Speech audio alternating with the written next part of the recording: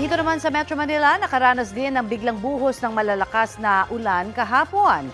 Kasabay po ng kidlat at malalakas na kulog ang malakas na hangin na nagpabagsak sa lona ng isang car wash sa Camarin, Caloocan.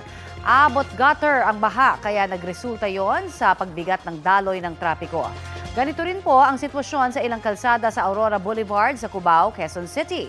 Sa barangay Bagong Silangan naman, tumaas ang level ng tubig sa ilog kaya nasira ang makeshift na tulay roon.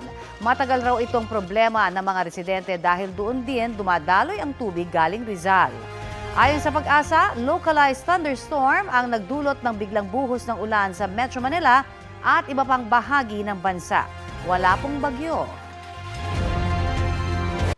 Kapuso, para sa mga maiinit na balita, mag-subscribe sa GMA Integrated News sa YouTube.